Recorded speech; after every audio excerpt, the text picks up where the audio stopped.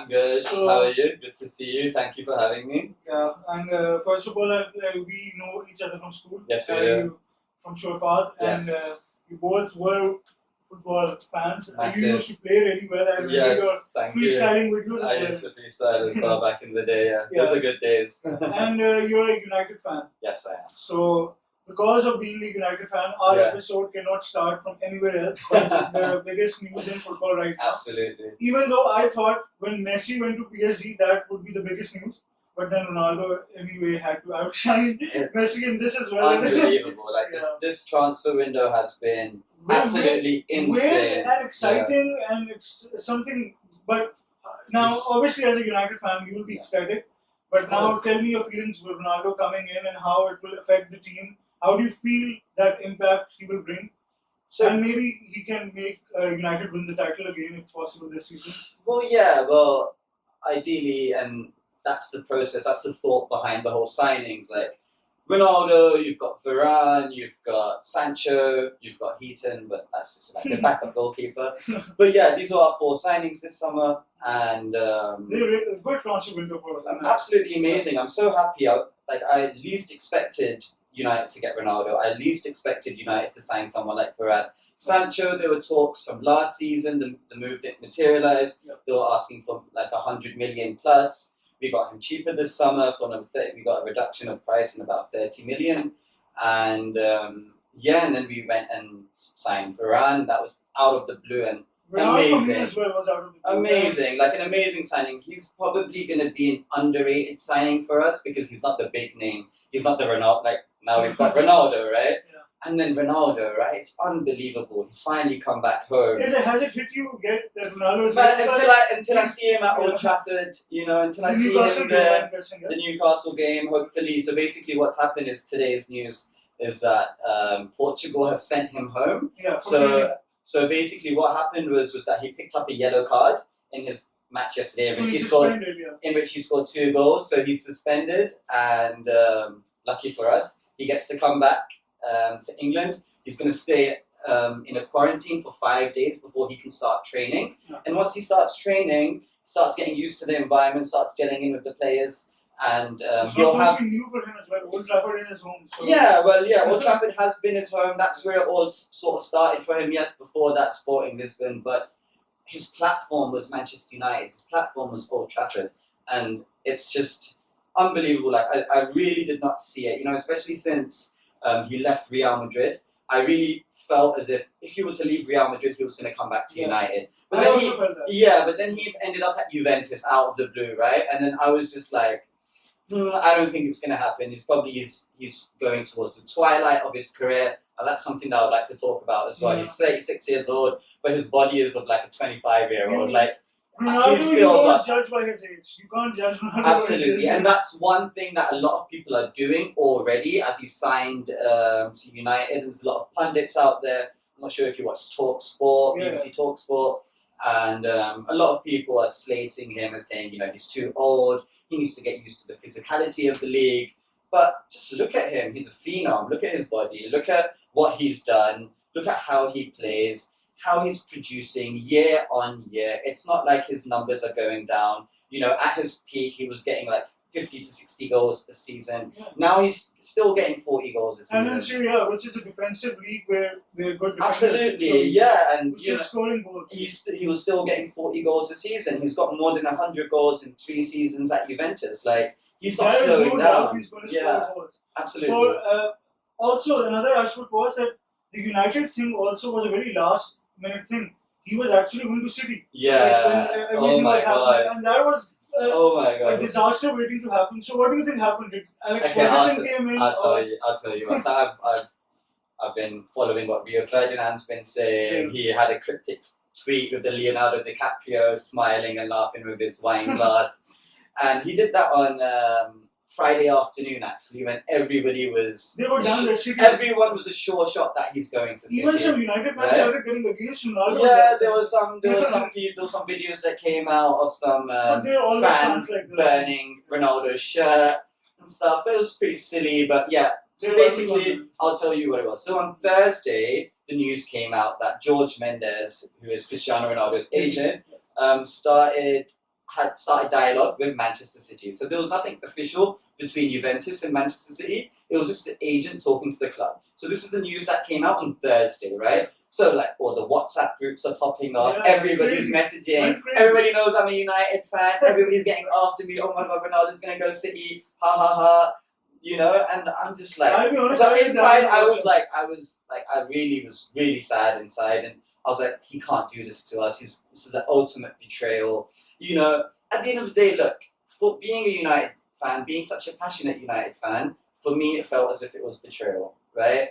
But if I look at it from the player's point of view or the player's perspective, at the end of the day, it's business. He wants to keep on winning, and he wants to keep on winning trophies. I think the best move would have been for him to go to a Pep Guardiola team, keep on winning Premier League trophies. Or They the could have Champions probably League. won the Champions League as well. And that's You know, what so- Ronaldo wants So more, from I guess. Ronaldo's perspective, from his player perspective, from him winning trophies, continuously wanting to be the best, proving to be the best, because he's got Messi as well, right? To compete against still. It's unbelievable. We're still talking about them. It's been like 15 years, and literally it's still Ronaldo and Messi, right? No matter who comes, who You can never goes. tell when it ends. Right? I don't know. Like, I just don't see it happening for the next couple of years, to be very honest. But yeah, getting back to the point was that so Thursday, all of this came up. I was sad, I was hurt, but I still was like, you know what? If he had the option, he would always choose United. I don't Yeah. believe I it, that also he's felt gonna that. he's gonna leave. So then Friday happened, the morning happened. Friday morning, he goes to Juventus training, 8 a.m. He literally says goodbye to all the players, and news is coming out that Ronaldo went to training. He said bye to all the players, and now he's leaving, and he's flying on a jet. He's flying on a jet. Where to? No idea, right? In that time, Rio Ferdinand tweeted, the Leonardo DiCaprio meme. Some other people started saying some stuff. There was this Italian journalist. He's a tier 1 journalist. So what I mean by tier 1 is most of his news is quite on point. Somebody like a Fabrizio Romano, like a Simon Stone in the UK, or a Samuel Luckhurst. So like this Alfredo Padula, I think his name is. I'm not sure about the pronunciation. But he said that United had spoken to Jorge Mendes the previous day. And I was like, interesting. And they're trying to check out. Your heart is Yeah, so I'm like, interesting, okay, maybe. But still, I'm not trying to raise my hopes, because if I started expecting it and if it went somewhere else, then it would have been even more heartbreak for me, right? But yeah, so I heard that, and then slowly during the day, then basically what happened was it was an Ole Gunnar Solskjaer pre-match, pre-Premier League Yeah, I remember weekend that. interview. Conference. Yeah, Conference, so the conference, that's what he right? said in the first So that's where he said that, and Pep we- confirmed as well. That so he also yeah. had that pre-match conference as well, right? The 2 days before the league matches. And in the Ole Gunnar Solskjaer one, he said that, we know he's available, and Bruno's been talking to him, and if he ever wants to leave, he knows that we're here. So that's when Ole said that, I was just like, you know what? This sounds as if something's happening over here. Because usually Ollie's straight up like, yeah, it's not happening, it's all rumours, it's all this, it's all that. So he would usually play it down. But for him not playing it down in the interview, in the pre-match conference, I got my suspicions, right? So then all of a sudden Fabrizio Romano tweeted, and he said, And then Ollie just things said started to this, escalate. and then within half an hour, Guardiola's conference comes out, and he says it's Ronaldo's choice where he wants to play, and then half an hour later, we find out City's out of the race, and United at the forefront, and then within an hour, United have announced it on their website, on their app. I got a notification saying official we've just signed Ronaldo pending medical and contract. And literally, this was all happened in the space of 3 hours. So basically, It was insane. The Yeah. Friday was absolutely insane. if you put up a summary on it, it's Yeah. if United would ever offer Ronaldo would never say no.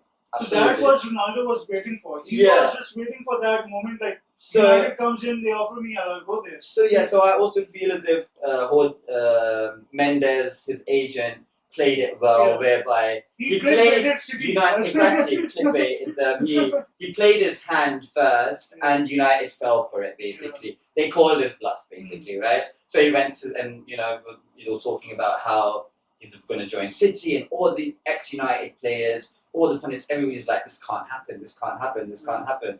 If I go back to what Rio Ferdinand said on Friday as well, he did that cryptic tweet. He knew what was going on. So basically, Because he's probably in touch with Yeah, on the phone. precisely. So they were talking on Thursday night. So apparently they had spoken to the early hours of Friday on messaging, on the phone, and these guys like like Ferdinand and other ex-United players who were close with Ronaldo, or inner club staff, they knew that, you know what, this is going to happen, right? And Friday, when Ronaldo, what's his name? Rio Ferdinand couldn't really speak to anyone. And when he did speak, finally, he just said that I couldn't speak to anyone because obviously Ronaldo trusts me and I can't be just saying stuff, which is absolutely fair, right? Even though he has his own show which is called Five, and he comes on that and he's just not dropping news. Even Fabrizio Romano was trying to get information out of Rio Ferdinand, but Romano couldn't even get, because he was rejecting his calls, because that's how these guys get their information via contacts and by players. They can't say it openly. They can't say it, right? Because it was something they wanted the team to announce it. Everything wasn't signed. It shows a lack of trust between each other. So to be honest, in my opinion, obviously because I'm a Liverpool fan, Yes. so there's this rivalry and Absolutely. competitiveness. Yeah.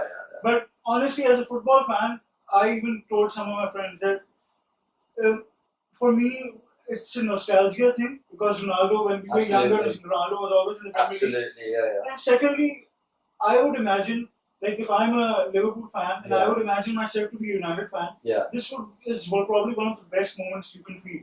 Or imagine Ronaldo coming back to your I feel like a kid again. Yeah. I feel like I'm back. I actually felt happy for the United fans. For the first time, I didn't feel oh my god, I actually felt it's a good moment. It's a good moment for United. Because honestly, tell that to the Arsenal fans, man. Arsenal fans are hating it right now. The Arsenal fans are absolutely livid. They were loving the fact that he was going to City, and because you know how Ronaldo hurt Arsenal for so many years in a United. Arsenal's peak season and those seasons, when Ronaldo was taking over from Arsenal. Absolutely, yeah. But I think I feel it's a good thing. I honestly feel it's a better thing he went to United rather than City. Oh yeah, for sure. First of all, just being for football, man. For me, it would be something like a Gerrard going to Man U, for example, if that happened. For Liverpool, ultimate betrayal. That's what I was feeling. It's pretty bad, but it happened. Yeah. And I actually now for the FPL is pretty good as well. Ronaldo's in the fantasy league. 12.5 million. 12.5 million forward.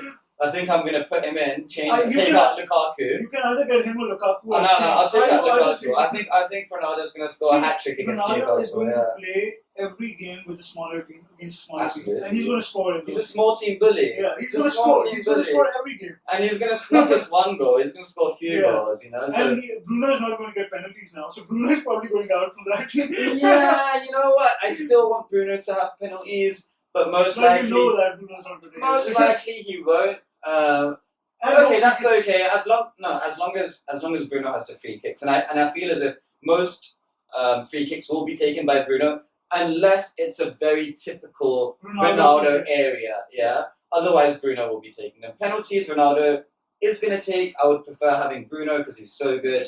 Ronaldo missed a penalty last night for Portugal. And Ronaldo, to be honest, his free kicks have always been questioned for the past 2-3 years. That they're actually not that. He's not that consistent on his free kicks as people imagine him to be. Yeah.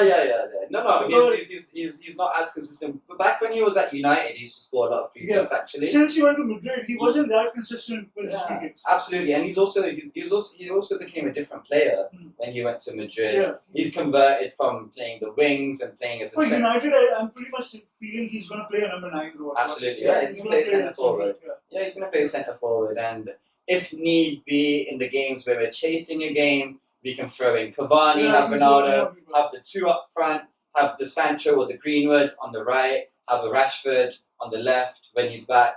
There's a lot of options at the moment for United in attack from from an attacking point Yeah, of view. so we discussed Ronaldo. So let's discuss now the Premier League season has started. Yeah, of course. Teams have done well. United has done well. I think they've done okay. The Southampton draw. That was a bit disappointing. Was a disappointing result for them. Yeah, absolutely. Because in that game, Southampton could have actually won that game as well. So they could have, no doubt. But United, the Leeds game was good. In the Leeds game, start. See, I was talking to a friend as well. Yeah. The Leeds game wasn't a full, basically explanation of how United will do in the season, because Leeds is an expansive team, it's an open team. Absolutely. And you're going to have so much space when you play against teams such as Southampton, or probably a Burnley, or probably a West Ham, these teams will... So it's really funny that you're mentioning Southampton. So this year, Southampton actually... they've gotten weaker, actually. They gotten weaker. They lost their main defender. They lost their main striker. So I actually thought that we should have won that game. I'm very disappointed that we didn't.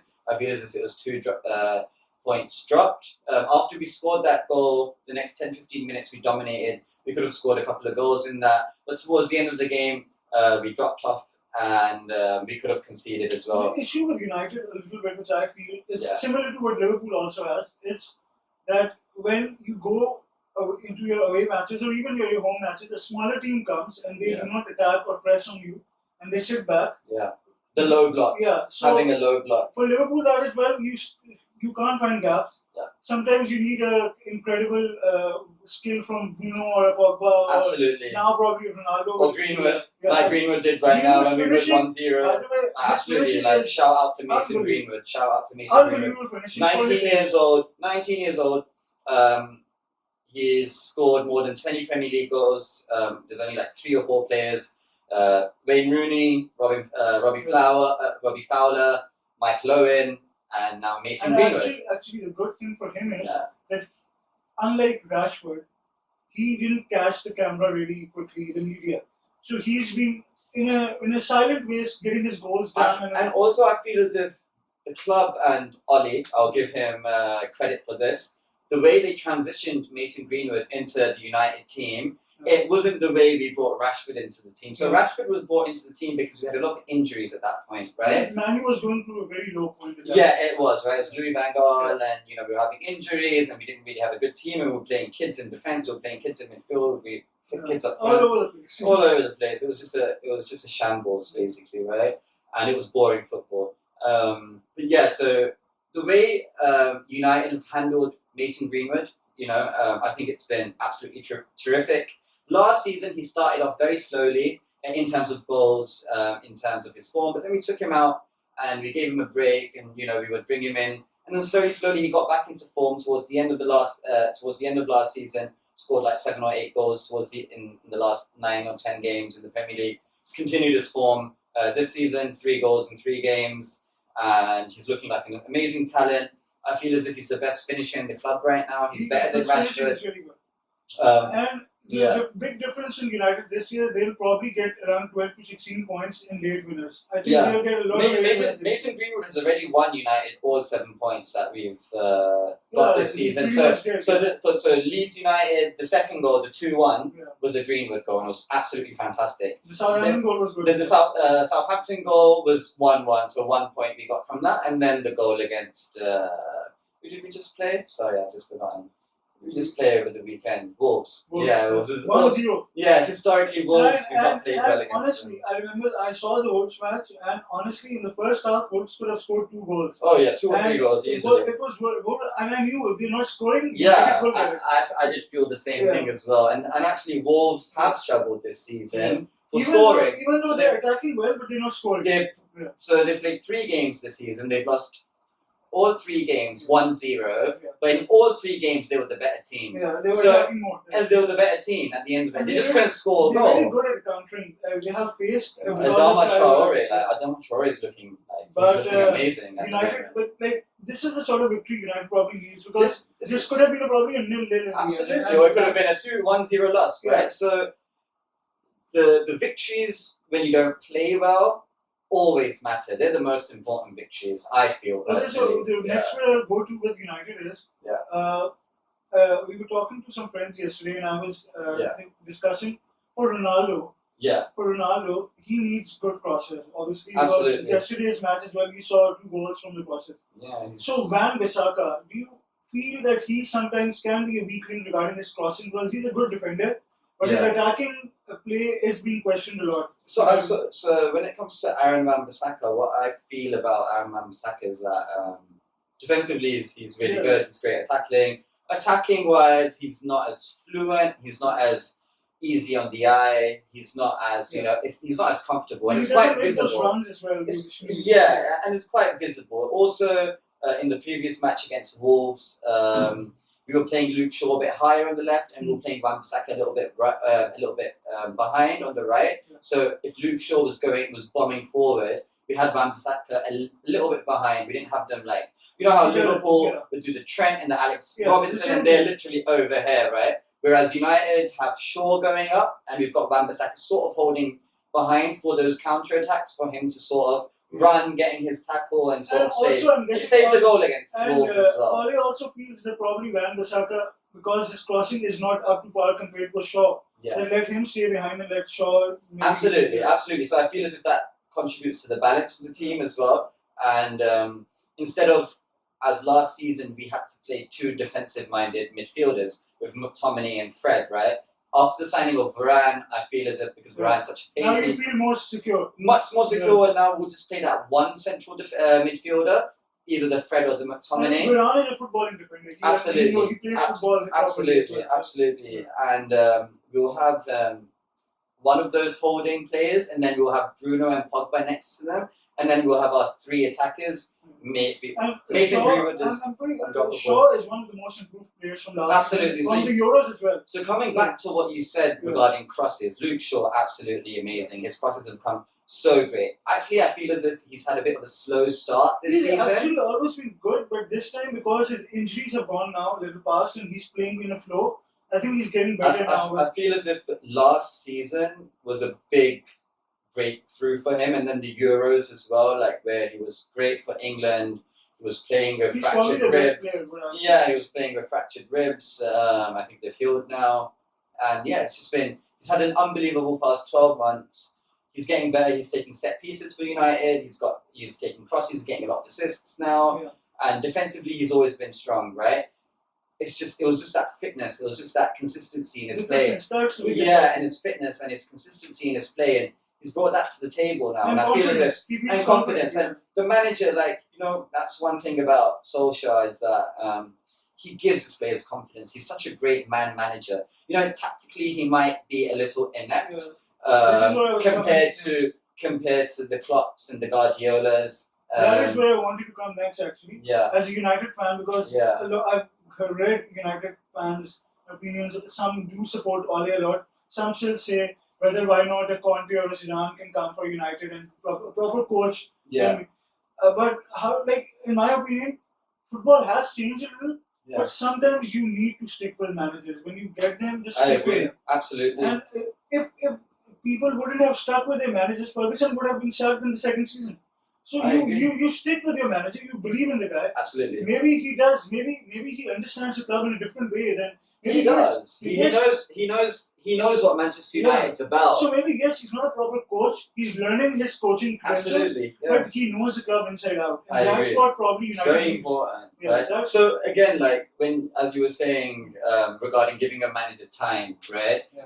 Perfect example is you being a Liverpool fan. Look at Jurgen Klopp. Yeah. Jurgen Klopp. 2 years, 3 years, 2.5 years, 2 years or 3 years, didn't win any trophy. He was improving year on year, and everybody could see that. But he didn't win any trophies. He wasn't winning the league. He wasn't winning the Champions League. Exactly. But you gave him time. He got his team. He made his team. He assembled his team in that time, just like you're looking at Solskjaer doing. Solskjaer's assembled his team, which Klopp finished 8th. Exactly, right? Yeah, so he had his time. He assembled a team. Year on year, there were improvements, just like with Solskjaer. Year on year, previous season after last, we finished 3rd after having a very bad start when Bruno came mid-season. Last season, we finished 2nd, and I feel as if this season is really the time for us to challenge. Honestly, this season is I think one of the most open seasons after a long time. Yeah. Because City has always been is going to be there, but Chelsea has improved. Oh, immensely. absolutely. I They've think come in Chelsea that are picture. strong, very They strong. naturally come in that picture. Yeah. United because of Ronaldo, anyways, and they were improving as well. So they're in the Absolutely. picture. Yeah. Liverpool, yes, I think they haven't been active in the window. They still have a good team, but they're in that zone that if they get injuries again, top four is going to be difficult for them as well. So I know you're the host of this show, but I'd like to ask you a question. Coming to Liverpool, right? Yeah. Why didn't Liverpool sign anyone this season? I'm What's boggled going as on? well. I'm boggled as well. And the thing is, I'm also boggled about the narrative that's been painted. Okay. The narrative that's been painted is, if you notice, during this whole transfer window, Liverpool has renewed 5 new contracts with new players, like older players. Fabinho, VVD, Robertson, Trent. Yeah, Robertson was recent. Yeah, and now Trent as well. Now Nat Phillips as well. Okay. Henderson recently. Yes. So a new contract signing is not something you have to do in a transfer window. You can do it all over around the season. Yeah. But you're doing it right now to appease your fans. Pacify your fans. Why are you not buying? Absolutely. And why aren't you? That's my question. Suffered because of central defenders. Well, you did buy Konate at the start. We forget that. And because it was right at the start of the season. Konate and what Klopp is, I know what Klopp does. Konate probably won't start for this season, isn't it? He's probably going to play his first game by December or November, probably. Like a proper game. That's pretty much Klopp for you. That's what Klopp does with new players. If in the first 2-3 games for Liverpool, Tsimikas, he started looking exactly what Robertson does. Oh my god. Like a replica. Honestly, but I thought Tsimikas if you look at his Olympiacos highlights, he's completely different. So Klopp worked the whole season on him. He made him into another. That's the Klopp effect. Like a clone. That's the Klopp effect. And what Liverpool fans now. And you bought Tsimikas last season, and he didn't play any game. Robertson Andy Champions League game. Yeah, Andy Robertson started every single Premier League game last season for you guys, and he didn't play the first 2 games. Andy Robertson was the only defender last season who did get injured for Liverpool. Yeah. Everyone, even the B team defenders got injured. Like, midfielders were playing for defense. So, So, but I still. Last season was a shambles. Injuries wise, it just tore Liverpool down. That won't happen, but this season again, like I felt, for example, Salah, Mane, and Firmino, and Jota. See, now Firmino is out for 4 months with a hamstring injury. Okay. And Salah and Mane in January will go for a month for African Cup of Nations. Yeah. I think we should have bought like a backup, like a winger. Yeah. We were talking about Rafinha. We were talking about some players who can come and play as a Salah or as a Mane for something. Absolutely. Because we do need them. Yeah. They'll both go for a month. We missed even nowadays in the Premier League when we're fighting for titles. We've seen Man City can go up to 98 points. Liverpool went to 97 points. Absolutely. Teams can go up to there. You can't afford to miss out 2-3 games. Then that's it. Dropping any point is this season City won against Liverpool with 1 point. Yeah. Liverpool lost 1 game, and that was against City away. That was the only game Liverpool lost, and the way they lost was by 11 millimeters. That goal line technology in the world. Yeah. That was the margin. That's the margin. So small margins, fine margins in football. And other teams, see, Liverpool, people are saying that, oh, don't worry, this is still a Premier League winning squad, this is still a championship. Yes, but other teams have improved. Chelsea has improved. United has improved immensely. Yeah. So. Chelsea as well. Chelsea just signed Saul Niguez. And I don't really think they needed him. That's a good signing. Yeah, I don't think they needed him. And you've got Kante, you've got Jorginho. Chelsea on paper actually have a better team than City right now. I think their squad is unbelievable. Like the depth, right? And that's what we've been talking about Manchester City. That's what Manchester City have been used to. Like that's what I used to say with my friends as well. Is if Man City put a B team in the Premier League, they'll probably finish first and second. Right now, Chelsea also put them. Yeah, right. They'll probably finish. Both teams will probably finish in the top 4, right? Going back to Chelsea, like they signed Lukaku, like absolutely the way Chelsea play, they needed that striker. They needed Romelu Lukaku. Like the first couple of games that I watched them this season was the first game and the second game. I'm not sure, but I just saw Mason Mount getting crosses in. Yeah. Alonso getting crosses in, Reece James getting crosses in. They had Timo Werner over there. They didn't have that striker. Now they have it. The problem with Chelsea was, especially, first of all, them thinking that Werner is a number 9. He was never a number 9. When he was playing for Leipzig as well, and he suited more. If you remember when Werner was going to Chelsea, it was before he was going to Liverpool. Liverpool, exactly. And that deal collapsed. Yeah. Werner is a player who's suited to what Liverpool plays. Yeah, absolutely. He is what Liverpool needed. Yeah. Chelsea just got him. He is never the guy who's going to play a number 9 centre forward for you. I am telling you, if somehow Tuchel now incorporates Werner with Lukaku this season, Chelsea are unbeatable because Werner, the space he makes for Lukaku, he'll take those defenders away. Lukaku is going to get a lot of space, and Werner is his finishing is like even Salah. Man, Salah is a very good player, but Salah also wastes a lot of chances. If you see all of his matches, he will get like 10 chances. He scored 1 or 2 goals. He's going to waste a lot of chances. Absolutely. That's what Werner is. Like a poor man Salah at this moment, and who's going to become better, I'm guessing.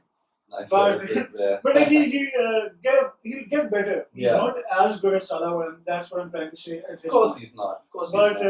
He will get young. He's young. He's got the potential to do it. Like last season, coming to the Premier League, first seasons, you can't really expect someone to just get off the Bundesliga, which is a standard-wise league, which is not as adept, as fast, as physical. You know, the Premier League's a whole different ball game. Like it's the best league in the world. Ronaldo just said it. Everybody knows that. That's why all the big players are coming. Last season, I used to tell Chelsea fans last season a lot. Like they were talking about how these Chelsea are getting these players from German league. And what will they do? And that's what I'm saying. That wait this one season, it will take them time, and then they will become a team. I don't feel Kai Havertz had a great season last season. And now he's becoming a player. I don't feel that. Hakimi or Hakim Ziyech. I really think Chelsea were very lucky last season. Honestly speaking, winning the Champions League, they didn't deserve it. Like, that's my own perspective. Chelsea fans will say the team did it and everything, but in my opinion, it is all Kante. Kante won it. He was a boss. Like the way he played, I can't believe he didn't win the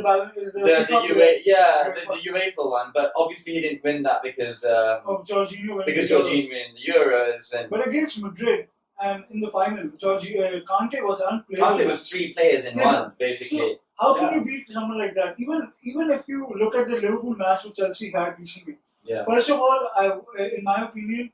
There was a whole controversy about the red card, what they were talking about. It was a red card. It was a red card. There's no talk about intention. That motion that he did with his arm. Some Chelsea fans were arguing with me about intention.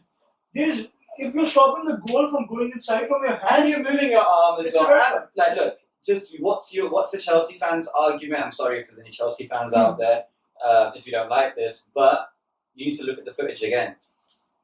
The ball hit his leg and then hit his arm, so that was the argument. But did you not see that the ball hit his leg, the arm went like this, right?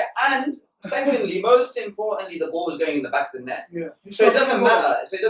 You're stopping the goal, so Absolutely. So, but in my opinion, that game would have been a lot better game if the teams both were 11. Had 11-11. When Chelsea went into 10 men, they went into defense zone. And Liverpool, I think, weren't good enough to break Chelsea. Exactly. Chelsea were very good. They did their low block. So that's how I feel Chelsea have actually won most of their games last season. Towards the end of the season, when Klopp came in, they were playing the 5 in the back. They were playing very defensive football. They were winning 1-0s, 1-0s. Final Champions League final 1-0. Even though Tuchel is not a defense manager. But he had to adapt to the team that he had, right? And then and he did, and he was successful. So I rate him for that. And they won the Champions League, and it's totally out of the blue. They just about got into Champions League spots as well at the end of the season. Leicester, man, I feel bad for Leicester. Every time, 2 years now in a row, last day of the season. I think Leicester have some bad juju going on or something. I feel it's Rodgers as well, because Rodgers with Liverpool as well was like Gerrard slipping thing happening. It's just Rodgers. I think the Rodgers curse. These are the teams also. Obviously, Chelsea is one of the favourites.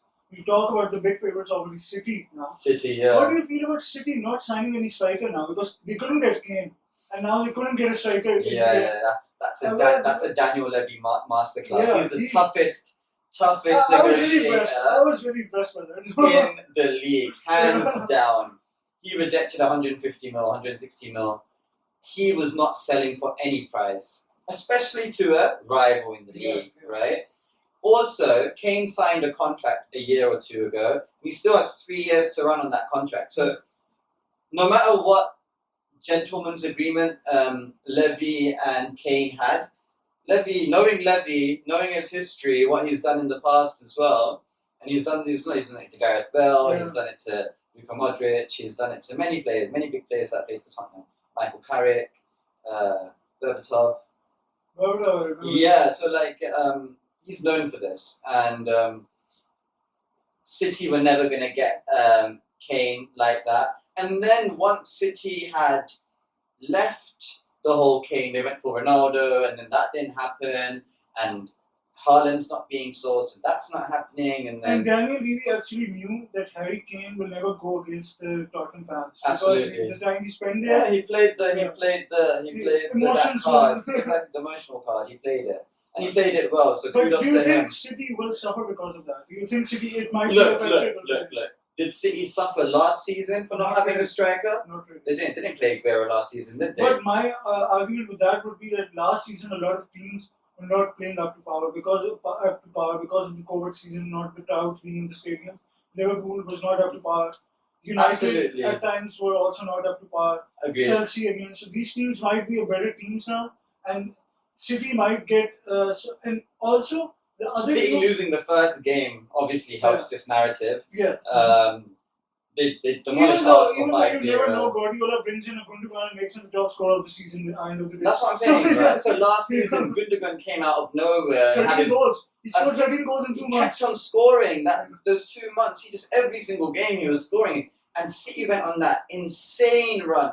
That's when they won the league. Absolutely insane they won run. the league then. Literally, they broke the back of the whole title because race. if you remember last season, at January, Liverpool were top of the table. Yeah. Liverpool lost like 6 games in Anfield, and City went crazy. United then went top. Then United were top for a little bit, for a few weeks, for like 2-3 weeks. United were top, or maybe even a month. And I feel as if we didn't really. You could have capitalized. We could have, right? But we didn't. And I feel as if now we're in a better position to do that because our squad. I forgot to mention United are right now in a huge record going on as well. They're 29 games away, unbeaten, right? Yeah, it's great. It's a great record to have. But at the end of the day, like being a United fan, we want trophies, and it's great having a record. Like it's fantastic. You know that record also you can put that into effect that there was COVID and they weren't away fan, they weren't the other, because it's an away record. As a Liverpool fan, I will people last year I had a lot of arguments with different fans. Yeah. And someone might say that I was whining because it did sound like whining, but a lot of things were happening against Liverpool. First of all, there was this COVID thing, which was Anfield was not Anfield without the fans. Yeah, absolutely. I feel and anyone who knows football and watches football, Liverpool does depend on Anfield like a 12th man. Massively. Secondly, the injuries, and I constantly try to explain how big of a mess is VVD. Van Dijk. And it's not like Van Dijk himself as a player. When Van Dijk goes away, Alisson, Trent, Robertson, everyone suffers. Yeah. Because he's a leader in there. He's a leader. He's communicating. Absolutely. Trent, if Ozan Kabak is playing, rather than Van Dijk. Trent going forward. He's going to be exposed for his defense. Absolutely. There's no way he's not going to. Van Dijk had that recovery pace, like the team. Even Gomez was injured. He had that recovery pace, So all these players. So their combination was really Gomez, Matip, VVD, all these 3 players were injured. Then Henderson was injured 6 months out of the whole season. Fabinho was injured 3 months. Jota was injured 4 months. So pretty much most of the team was injured. I still feel it's a remarkable thing we finished third. To be honest. Absolutely, it's remarkable. By March, Liverpool were 9 points behind. Towards the end of the season, you guys had a crazy run of results. It was desperation. And it was amazing. Liverpool got desperate. I think Liverpool got desperate in the end. But they showed character.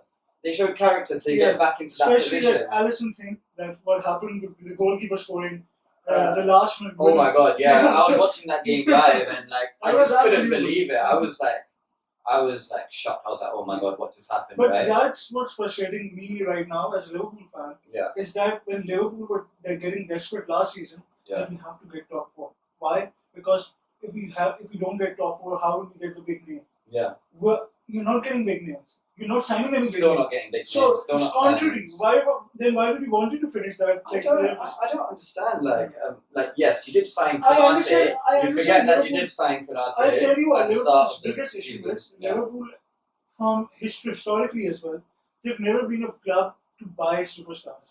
If you remember, the last time we bought a superstar who was somewhat a superstar was Torres. Torres was becoming a superstar when we got him, and he became a superstar. Absolutely. Yeah. Salah was not a star when we got him. Mane was not a star. Firmino was not a star. Everyone of Coutinho became a star. So these players became a star. Potential. You were signing potential. It's like a Moneyball system. United used to do the same actually. Throughout the Fergie days, we just used to sign an 18-year-old Ronaldo, an 18-year-old Rooney. We used to make them into superstars. Suarez was a good player. He was not a star when he left. Suarez. When he left Liverpool, he went to Barcelona. He was a star back then. He was a star. So Moneyball system. Liverpool pretty much tries to take advantage of the amount they can get. But I feel as if Liverpool have missed out on a massive opportunity this window. This window, there've been such big movements. I don't think. You know what I feel? My biggest problem. What I feel the problem with Liverpool is the wages. First of all, they cannot if they want to. For example, if they decide on today that we'll sell a Salah and to replace him, we'll get a Mbappe. Liverpool will never be able to afford a wage of an Mbappe. They will never be able to pay him a 40 million a year or a 35 million a year. Liverpool will never do that. They'll probably go with a 20-year-old winger who probably can become into a Salah. That's what they'll go. Agreed. And the problem right now is Liverpool probably thought we will get a big name, but how we'll get a big name is we need to get rid of Shaqiri, Origi, some Oxlade-Chamberlain. We need to get some players out. And you couldn't have they been sold? Other than Shaqiri, who was only sold for 12, we couldn't get rid of Nat Phillips for 12 million. Origi, no one wanted to buy. So some bench players, no one wanted to get. So and they're on good, decent wages, so they don't really want to leave either. And that's a problem with a lot of Premier League clubs. And for example, La Liga clubs are in debt, right? So what happens is there was an opportunity. La Liga was going on only for Madrid was going only for the Mbappe deal. Messi thing had already happened. So PSG wouldn't have been going for anywhere. The problem with Liverpool is that if they want to make money, which they normally the owners do, like the Moneyball system, they have to sell either a Salah or a Mane. Right? Exactly. So who will buy them right now? Salah or a Mane? PSG will never get them because they just got Messi. Madrid will get an Mbappe now. Why would they want Salah? So Liverpool are sort of like in that state. Who will we need 150 million bid for him so that someone gets him over 150 and we get 2-3 big players. Like when Coutinho went for 140, we got an Alisson and a Van Dijk. We got those big players because Coutinho went and we got them. So that is the main issue. We can't get rid of Mane and Salah right now. There is no club probably a Bayern Munich might want to Salah if Lewandowski leaves or they want to change their system. But right now, who will? City will not go for a Salah, right? Or I don't think Liverpool will ever want to sell Salah to a City. It's a rival club. So there's these big bids. If Liverpool doesn't get a big selling off from a player, I don't think Liverpool will get a big player. That's their, I think, what do you say? That's their thing. That's their thing. They have to sell. They have to sell to buy. They sold Coutinho. They got these two. Absolutely. Before that, they used to sell. They sold Torres and then they made another team. Absolutely. They messed up big time when they sold Suarez because they got a Balotelli. It was a huge mistake. But that's what they try to do. That's their. So that was their philosophy. That was their way of how they do their transfers, right? They sell and then they buy off that money. They've not really been a team where they've spent money. And so, for example, right now everyone was also constantly talking about how Van Aanholt should have been replaced. So what Klopp has done. First of all, I feel for Klopp because Klopp obviously wants to buy a player. He's also tight-ended because the owners are not. He's been given some sly digs at United as well for their transfer business. I don't know why. He will do that because he's living like United's living rent free in his head or something. Because the thing is, he will have to do that because he needs to make his fans happy. His every conference, if you listen to his conferences, every conference is about how we can make a team. We don't need it. We have players. We have good players. So now recently he started young players against Chelsea, Harvey Elliott. and he's constantly Brilliant. talking I think about him. Harvey Elliott's a brilliant He's player. a great player. I think he's got the potential to be. And that's what he's something trying to special. do. And now that's what he's trying to make the narrative that we don't need a Van Ireland. With Salah, we have a Harvey Elliott who can play that end. And if we against Chelsea, we couldn't do it a lot. Is Harvey Elliott playing in the front three, or is he playing in the He's midfield in the three? so what Klopp right now is doing with him, Yeah. he's playing a Salah, Trent, and Harvey triangle that Okay. side. Yeah. So from the mid, Salah and Trent, these three are playing together.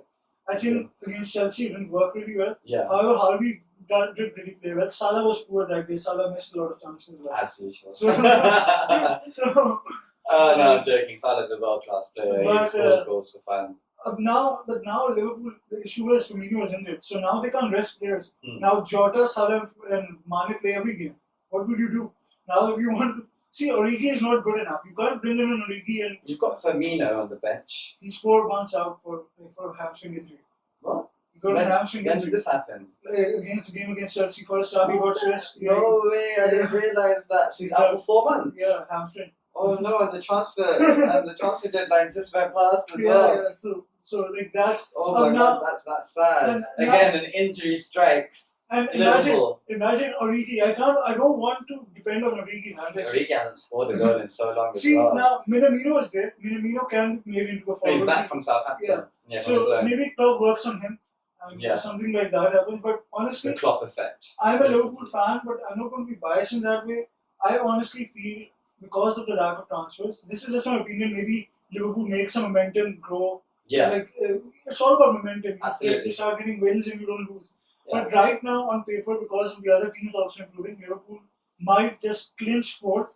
But if they get injuries, they might even miss out in fourth if the injuries get Yeah, worse. because the league is very Yeah. competitive this It's season. competitive. Look at teams like West Ham, like they're West doing Ham are so amazing. good, Like man. Mikel Antonio, shout out to him. He has been He has been on my fire. MVP in my FPL. Yeah, My has he? captain last week. Oh, that is amazing. Goal assist, Yeah. 2 goals. Brilliant. Like, he's playing amazing. They're brilliant. They're scoring goals. They're scoring goals for fun. Yeah, and they're playing very attractive football under David David Moyes. Moyes, you know? Like, you got to give him that. He was always known for his So defensive finally, filling we type come of- to two teams. We didn't talk about Man City, though. A little about Man City at first. Yeah, so basically, we were talking about how they're going to do without a striker. I feel as if they'll be fine, just like they were last season. It's just that the league has become a bit more competitive now. The squads they signed Jack Grealish.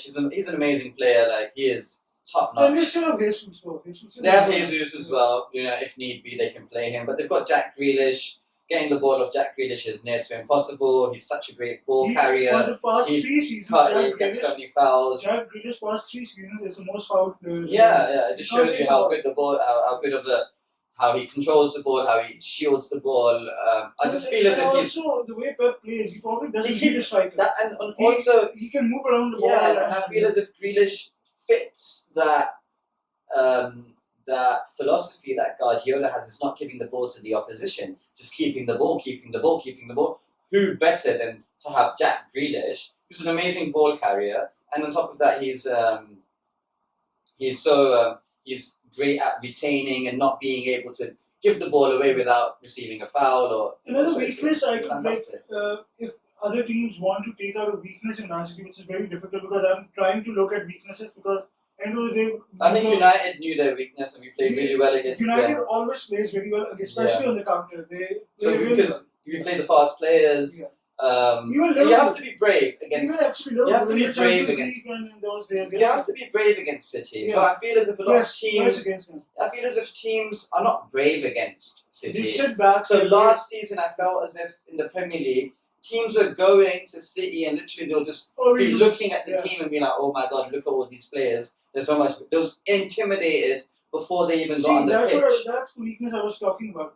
So a lot of people started talking about Ruben Diaz, like an amazing centre back. Yes, he's good. Yeah. But what we're saying, if teams start playing against him, you saw in the Euros, he has a lot of weaknesses. Yeah. He I makes think a lot he of made a mistakes. mistake for the Yeah. goal against Tottenham as well. Yeah. Not saying he is a fantastic defender as well. He is amazing. I don't. But these are the weaknesses you need to find out. Look, You I need feel to as if start- there's no perfect defender. Maguire has weaknesses. Varane has weaknesses. Van Dijk probably has weaknesses as well.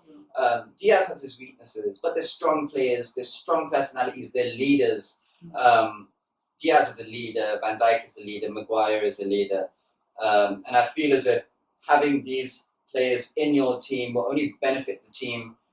And it's, having without Van Dijk, you can see how Liverpool did last season, right? Yeah. And they were shocking, to say the least. And secondly, because of what we were talking about centre backs, it's also the Chelsea Rudiger thing. See, what nowadays in football, the centre back is also used somewhat as a quarterback as well. Yeah. Put on a long ball for runs for the fast pace. Absolutely. Liverpool missed that with Van Dijk. Chelsea last year, when they were fighting for the top 4 in the Champions League, 2 matches Rudiger didn't play. Both matches Chelsea lost. They lost. Because Rudiger wasn't playing. He wasn't playing those balls. The long balls. Even though I find him to be a bit defensively suspect. Yeah, he makes mistakes. Yeah, but who doesn't? Like, everybody has a mistake in them. But yeah, again, coming back to Ruben Diaz, it feels as if like everybody was just scared of City. And they just and the thing is, they're scared of City, and also City don't give you the ball, right? And you get bored, probably. You're just sitting there, they're not giving you the ball, they're just passing around you, they're playing in triangles, they're playing in circles, and you're just there like, either give us the ball or you can score a goal. And that's how City won the league last season. I feel as if teams... I've seen the likes of United, the way United played against City last season. If they can watch those games and if they can play similar players, change your team about, just like sort of... The only time City struggles is if that, what United also does, and sometimes... Liverpool used to do it. 3 years back, Liverpool, when you press really hard on them. Really hard. Don't give them time to pass. Exactly.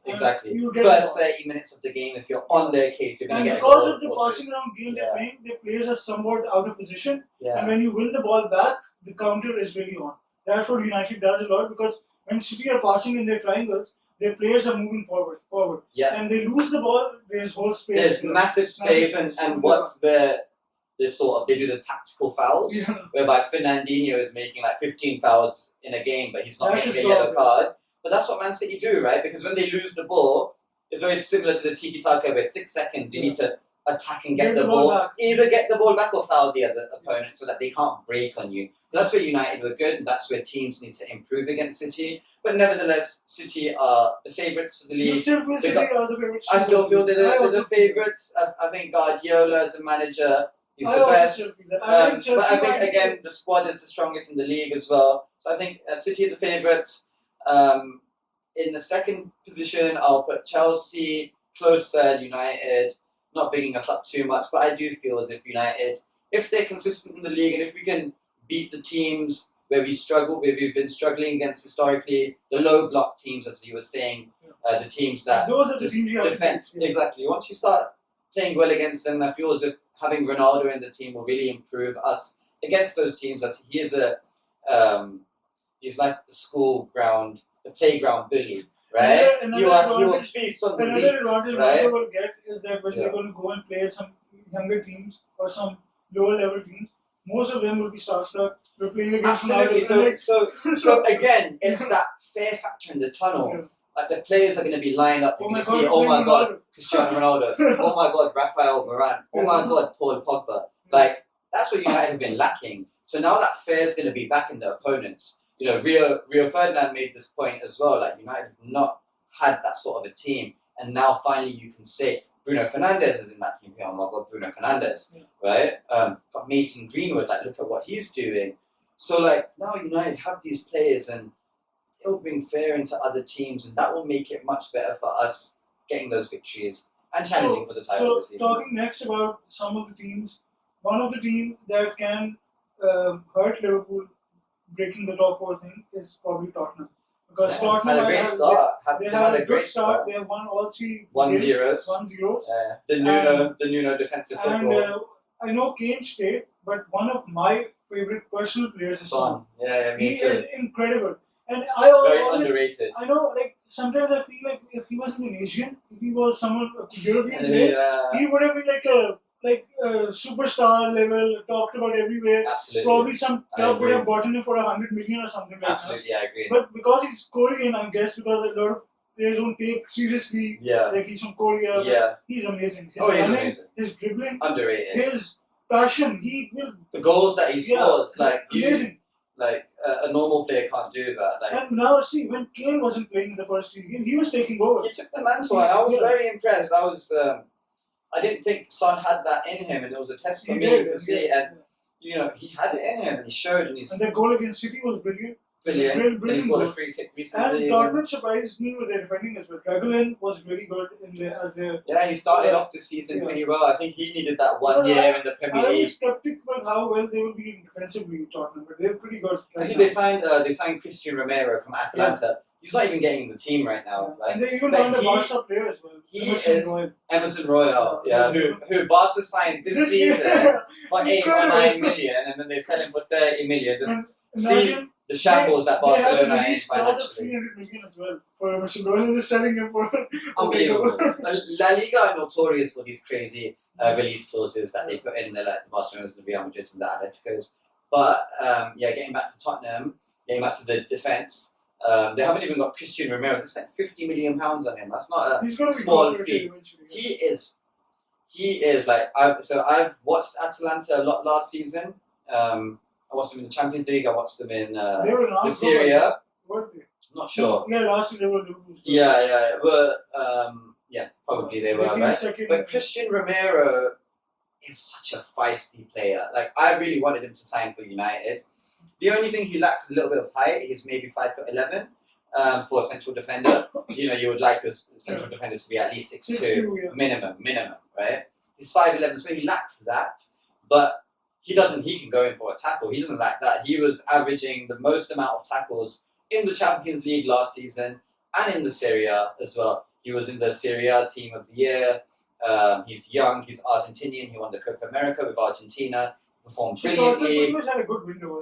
So Christian Romero is an amazing signing, underrated, not talked about a lot, but I think he's going to be amazing. Harry Kane is going to come back in the team. Harry Kane's back. He's like a new signing. So they will improve. They will probably get better as well. Yeah, I just feel as if they could suffer a little bit in midfield. And obviously, these are the first 3 games. You never realize the inconsistencies that might start coming. Yeah, I was surprised that first victory against City. Like, trust me, that was just a shock. Nuno has a good start as well. Nuno has now a chance to show how good of a coach he is. Yeah, absolutely. I think he was great for Wolves. Yeah. He was amazing for Wolves. But in Wolves, he was just like this guy who's gotten all Portuguese players to play with. He's Portuguese himself. So now he's given this new coaching role, and I think he might show. Exactly. And he was, I think he was after Adama Traore, but they couldn't sign him. Wolves were asking for 70 million. Yeah, I think something still will happen in January. I feel there's things will happen in January. Let's see. But definitely teams will want to recruit. Now let's have some fun talk. And we've talked about some teams. Yeah. Now there's an Arsenal as well in there.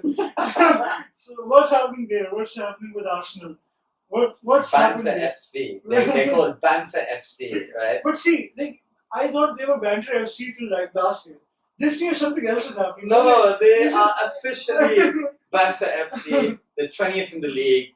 Conceded 9 goals, scored 0 points. Doesn't look like anything's happening. They spent the most amount of money in the transfer window. But who did they get? Who did they get? That's my point. Who did they get?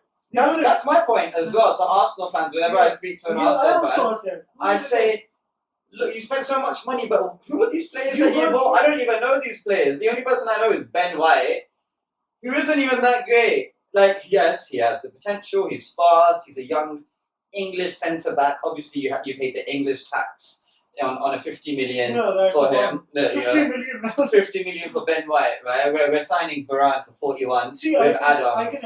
I can add something about Liverpool with them.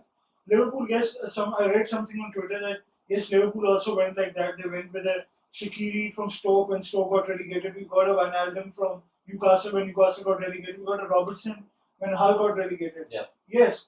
But at that time, Liverpool overall were doing a good job. Yeah. They were coming in, incorporating in the team. Exactly.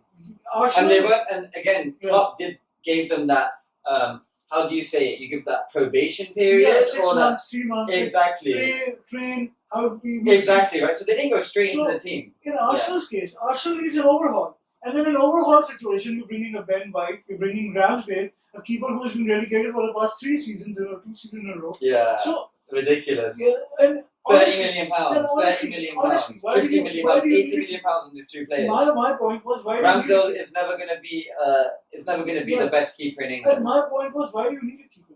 You have a Leno. Keep a second keeper and get a wing back, get a winger, get a midfielder, get so someone. they just signed a defender on the last day. Toyomasi from Bologna. Yeah, Syria. Yeah, so I have no idea. He's skillful and he's fast. And I heard he's very versatile. He can play right back, he can play centre back. Yeah. For Arsenal's sake, I think they need a player like that. What is Arsenal? You can play. See, Arsenal doesn't have bad players. Honestly, like Saka. I think Saka's amazing. I think Bukayo Saka. Leno is not a bad keeper. Leno's decent. Defensively they have some issues right now. Trippier is still not Trippier.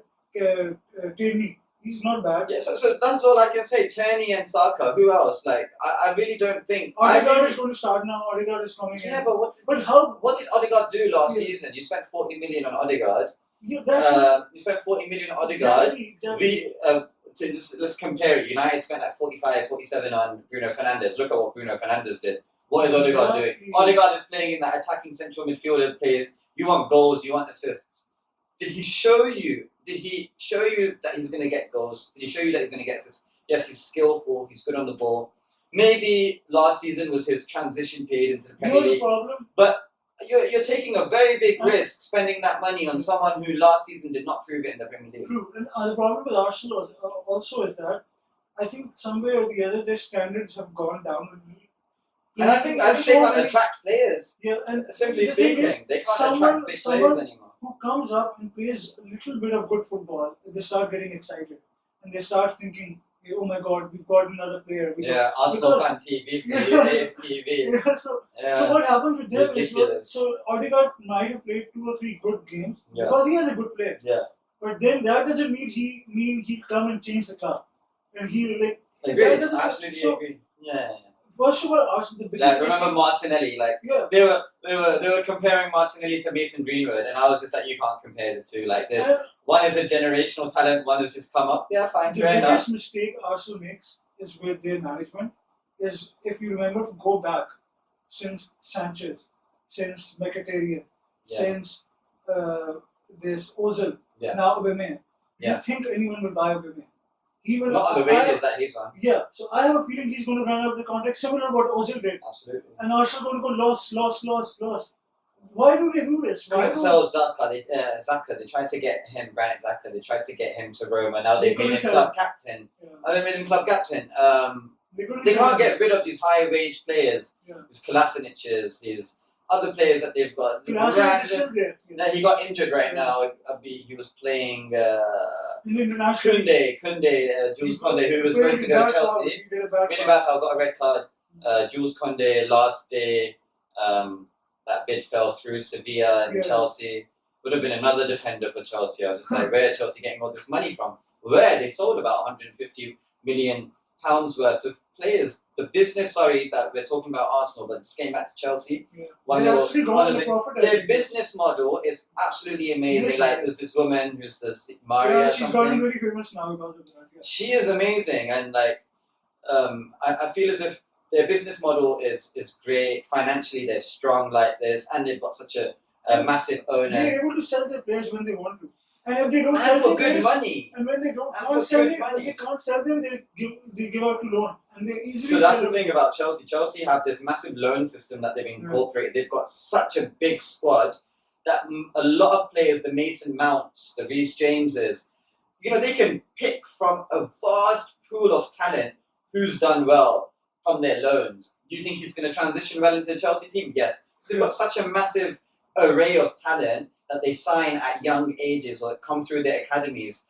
Chelsea have won the FA Youth Cup for the past 10 years. They've been amazing. Their academy football's been great. Even the Champions League football as well. Callum Hudson-Odoi, he doesn't even get a start, but he's still there. He's so talented. 2 players they made a mistake was De Bruyne and Salah. Those were the 2 players. Absolutely. They both went the other places. And won leagues. Won leagues. But getting back to Arsenal.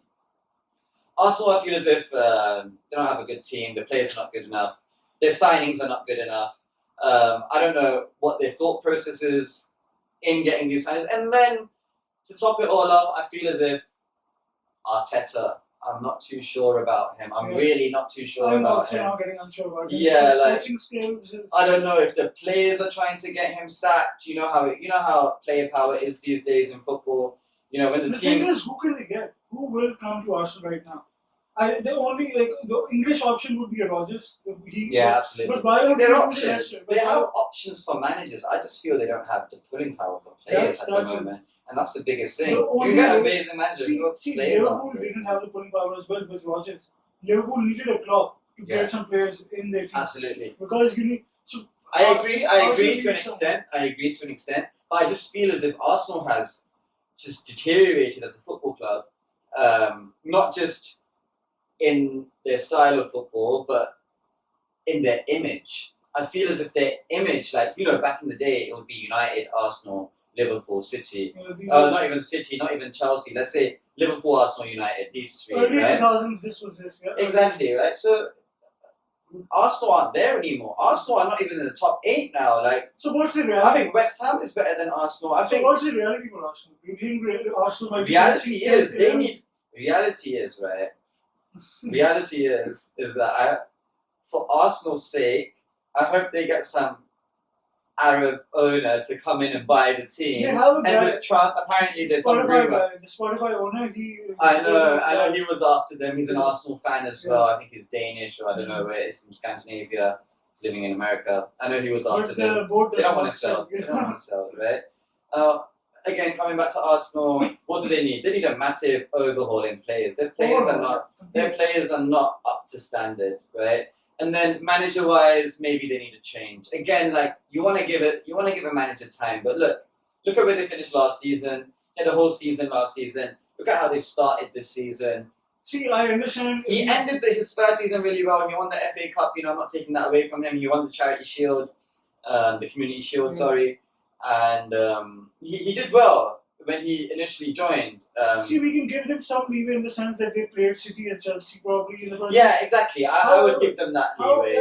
Like if you look at the Brentford game or even the other two games. Yeah. The problem with Arsenal, like when they're playing, there's no system to an attack.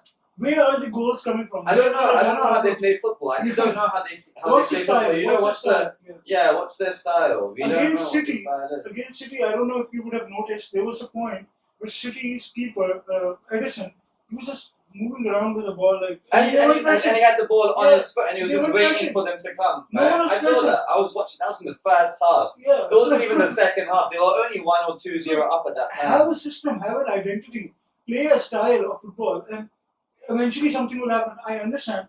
Arteta likes to play a football which is play from the back and all of that, and he doesn't have the players for that. He doesn't have the players. He was an apprentice of Pep Guardiola. Like, you would expect better, like who's better than somebody who just wants one of the greatest managers in the world. I feel Arteta feels that he wants to play a certain way, and he can't with these players. Yeah, and he can't with. He doesn't have the players to play. Yeah, so then you have been given this massive transfer kitty, and then you've bought all these players. You've never got any player which you probably would want. Yeah, and you've got all these players, but who are these players? How good are these players? I've never heard of them. No disrespect to Tavares, no disrespect to these players. I'm going to talk about a certain player as well in that sense. Like, for example, a 50 million. They spent 50 million on Ben White, right? Yeah. I'm not saying that Liverpool would have agreed, but why Arsenal could have bid for Joe Gomez for a 50 million or even a 40 million? He's English, and Joe Gomez is a Premier League winner. Oh my God! Listen, look, I would take Gomez in a heartbeat. Myself at United, I would take him. Arsenal could have, should have, would have. We don't really know the answers. We don't even know if Gomez was actually on the market. Yeah. Right? I don't think he would have been, to be honest. I don't think Liverpool would have allowed it to happen, but I'm saying you could have tried it. You could have bid for it. Absolutely. Show some intent in the market. Show some intent. Yeah, go for these big players. Yeah. Why not if you're spending that money? Or go for someone who is tried and tested. Now Arsenal have pushed themselves in a corner because they've spent so much money. So whatever they do, if they do well, they say, "Oh, you spend money." If you don't do well, they say, "Oh, you spend so much money." What are you doing? There's no winning for Arsenal Football Club at the moment. It's so this season is going to be a long one for them. Total shambles. I'm just shell shocked at the fact that they spent so much money, and I can only recognize Ben White in that list, right now, and Ramsdale because they played in the Premier League, and they're not even top players. Right now, we can name teams which are actually better than Arsenal to mid-table teams. Leicester, Aston Villa, West Ham. These teams are actually better than Arsenal. Aston Villa, shout out to Aston Villa, they They signed better players. good. They find Leon Bailey from Bayern Leverkusen, Buendia from Norwich, Danny Ings. Like if Arsenal got these players, I think Danny Ings. absolutely, I would even get Buendia in Arsenal ahead of Odegaard because Buendia has been in the Premier League. He's played the Premier League. He's played. He did really well. He scored for Aston Villa as well already this season. Aston Villa have a good squad overall. Like I don't even think Aston Villa needed Danny Ings because they had Watkins, yeah. right? Ollie Watkins, and Ollie Watkins can't even get in the team right now. I can't even imagine how much Arsenal would die to have Ollie Watkins in their team. So right now, who are they going to be? Lacazette. So these teams like Aston Villa, Leicester, West Ham, even the Leeds, these teams are better than Arsenal right now. If you look at it, I feel as if Arsenal's not a top 10 team anymore. They're not. Right now. And it's going to take them time now to build because you can't just buy 11 players now. Honestly, for them, it's a good season if they get to a top 8 finish. Absolutely. It's a good season for them. Yeah. And then they can look forward to making a new system or a new coach probably. Yeah, no, I think new coach, new system, new players. Most important, I think they need a lot of new players. They need good players. They need a mentality switch. They need to be able to attract new players as well. Their project needs to be appealing. I just don't see that right now. For Arsenal Football Club. So we're done with the whole Premier League talk. Right? It was a good talk. We talked about every team. And we've seen some chances which teams now have. United can win the Premier League. United can be a good Champions League contender again. This year. Absolutely right. Like so, I feel as if we got a good draw in the Champions League. United has a good draw. Quite happy about that. I was very happy. We got like the worst end of the draw. I think a lot of teams got really difficult draws. Even City PSG one is pretty tough. I think the Liverpool group is very tough. I think the Real Madrid is Real Madrid in the Liverpool group. Liverpool has Atletico, AC Milan, and I think Real Madrid have quite a tough group. Barcelona have quite a tough group. I think the teams in the Champions League this season are quite strong. So the groups are Champions League will be fun as well. I think the group stage is going to be pretty fun as well. But anything's possible with. I feel as if the Premier League is back to its best. The players at the Premier League have signed. Especially the crowds are back. The crowds are the main thing. Football's back. If you look at it, when the crowds are there, the intensity in the game, the players are so faster, the games are faster. It's completely different. It's just like football's back. Yeah. Football without fans was never really football. Yeah. You could really tell last season and the half season before. Football without fans is just not football. They were playing the fake sounds on commentary when you're watching the games. You're just like, man. And now you're hearing the real sounds and you're just like, I really miss that. We pretty much talked about everything. And Tala, I think the next episode we can still now decide from here. I think the next time we should meet when Liverpool Man U meet and we should review the match. Absolutely. What happens in that match? I think it's an Old Trafford. The first game is at Old Trafford. When is it's in October. It's in October, yeah, for sure then. Definitely. So we can review that match. Let's see how that goes. Is that Old Trafford? Yeah. I'm pretty optimistic about that right now. Let's see how it goes, but So thank you so much for having me. It's a good talk. Let's hope after the international break goes away quickly and we get some Premier League football back again. Absolutely, it's going to be such a boring weekend this weekend. But anyway, take care. Bye bye. Bye bye.